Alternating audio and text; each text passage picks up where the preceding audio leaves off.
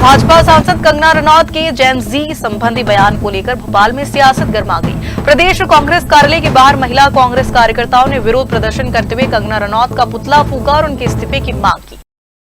रनौत का महिला कांग्रेस ने पुतला दहन किया और लगातार यहाँ पर उनका विरोध होगा जब तक वो महिलाओं का सम्मान करना नहीं सीखेंगे। आपको याद होगा वो थप्पड़ जो है वो जल्द से जल्द कंगना रनौत तुम्हारे मुंह पर फिर से पड़ेगा। क्यों पड़ेगा? इंदौर में सोशल मीडिया पर वायरल हुए मारपीट की वीडियो को लेकर एक नया खुलासा हुआ है। पीड़ित महिला ने स्पष्ट किया कि वीडियो में मारपीट करने वाला व्यक्ति उसका पति नहीं बल्कि उसका पूर्व मालिक है। महिला का आरोप है कि काम छोड़ने के बाद आरोपी लगातार उसे परेशान कर रहा था। इंदौर में वायरल मारपीट वीडियो को लेकर सोशल मीडिया पर कई तरह के दावे किए जा रहे थे। अब पीड़ित महिला सामने आई है और उसने बताया कि वीडियो में दिखाई देने वाला व्यक्ति उसका पति नहीं बल्कि उसका पूर्व मालिक है।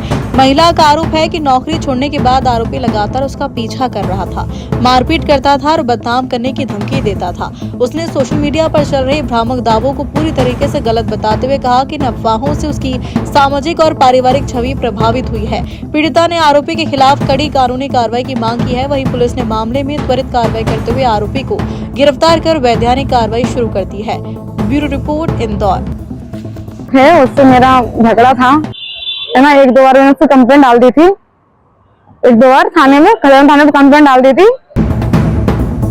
गुरु पूर्णिमा के अवसर पर उज्जैन पहुंची मॉडल इन्फ्लुएंसर से साध्वी बनी हर्षा रझारिया उर्फ स्वामी हर्षानंद गिरी ने आश्रमों में महिलाओं की सुरक्षा को लेकर बड़ा बयान दिया है। उन्होंने कहा कि वर्तमान समय में महिलाओं के लिए कोई भी आश्रम पूरी तरीके से सुरक्षित नहीं कहा जा सकता। मेरे पास दो ही ऑप्शन है रहने के लिए, या तो मैं गुरुजी के आश्रम में कुछ दिन रहूं या फिर अपने घर में रहूं।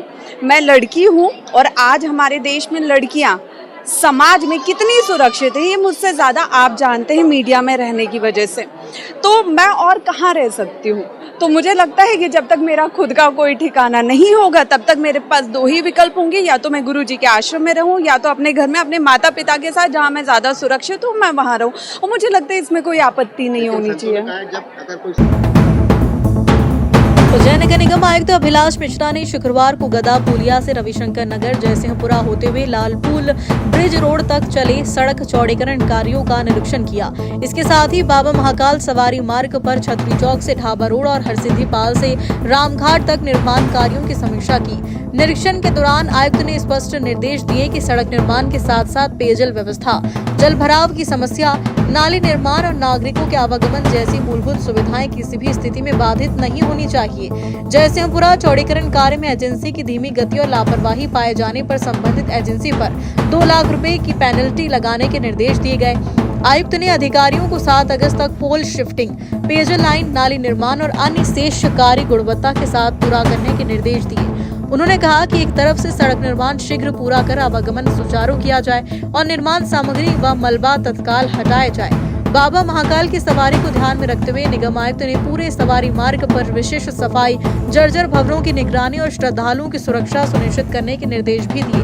हरसिद्धि पाल से रामघाट मार्ग पर सीमेंट कंक्रीट सड़क, गैबियन वॉल और रिटर्निंग वॉल के कार्यों का निरीक्षण कर शेष कार्य जल्द पूरा करने के निर्देश दिए गए। Bureau report, Ujjain. उज्जैन जिले के महिदपुर में एक निजी विद्यालय के शिक्षक की संदिग्ध परिस्थितियों में मौत हो गई। मृत की पहचान 59 वर्षीय संजय नाग के रूप में हुई है, जो एमपीएस एकेडमी में शिक्षक थे और किराए के मकान में अकेले रहते थे। पुलिस के अनुसार मकान मालिक निखिल कोचर किराए के मकान पर पहुंचे, लेकिन फ्लैट का दरवाजा अंदर से बंद मिला। काफी देर तक आवाज लगाने और मोबाइल पर संपर्क करने के बावजूद कोई जवाब नहीं मिलने पर पुलिस को सूचना दी गई। मौके पर पहुंची पुलिस ने दरवाजा तोड़कर फ्लैट में प्रवेश किया, जहां 59 वर्षीय संजय नाग जमीन पर पेट के बल पड़े मिले। संजय नाग महिदपुर स्थित एमपीएस एकेडमी में शिक्षक के रूप में कार्यरत थे और सुभाष पथ स्थित मकान की तीसरी मंजिल पर अकेले रहते थे। पुलिस जांच में मृतक के शरीर पर किसी प्रकार की बाहरी चोट के निशान नहीं मिले हैं। शव को पोस्टमार्टम के लिए भेज दिया है। प्रारंभिक तौर पर हार्ट अटैक की आशंका जताई जा रही है। हालांकि पुलिस का कहना है कि मौत के वास्तविक कारणों का खुलासा पोस्टमार्टम रिपोर्ट आने के बाद ही होगा।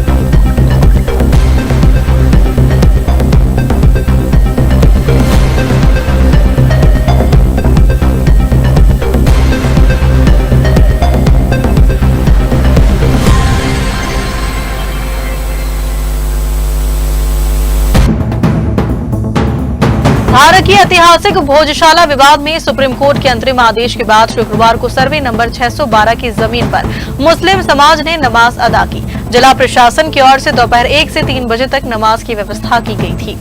धार की ऐतिहासिक भोजशाला को लेकर सुप्रीम कोर्ट के अंतरिम आदेश के बाद जिला प्रशासन ने सर्वे नंबर 612 पर मुस्लिम समाज के लिए नमाज अदा करने की व्यवस्था की।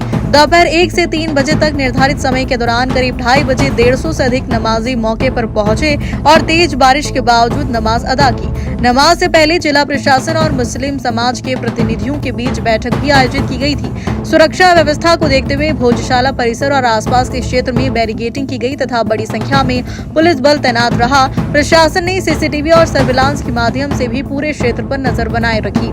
मुस्लिम समाज के प्रतिनिधियों ने कहा कि उन्होंने सर्वोच्च न्यायालय के निर्देशों का सम्मान करते हुए प्रशासन के साथ सहयोग किया और आपसी सौहार्द बनाए रखने के उद्देश्य से सर्वे नंबर 612 पर नमाज अदा की।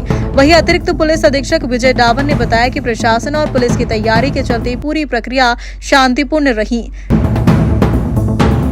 बुरहानपुर में लगातार हो रही बारिश के कारण ताप्ती नदी खतरे के निशान से ऊपर बह रही है। बढ़ते जलस्तर के चलते ऐतिहासिक लाल देवल मंदिर पूरी तरीके से जलमग्न हो गया है। हालात को देखते हुए प्रशासन अलर्ट मोड पर है। लगातार बारिश से बुरहानपुर में ताप्ती नदी का जलस्तर तेजी से बढ़ रहा है। नदी खतरे के निशान से ऊपर बह रही है, जिसके कारण ऐतिहासिक लाल देवल मंदिर पूरी तरीके से पानी में समा गया।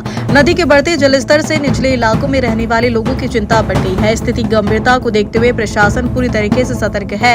एसडीएम और सीएसपी गौरव पाटिल ने नदी किनारे के संवेदनशील क्षेत्रों का निरीक्षण कर पुलिस और राजस्व अमले को आवश्यक निर्देश दिए हैं। प्रशासन ने नागरिकों से अपील की है कि वे नदी के घाटों और जलभराव वाले क्षेत्रों में जाने से बचे तथा अफवाहों पर ध्यान न दे।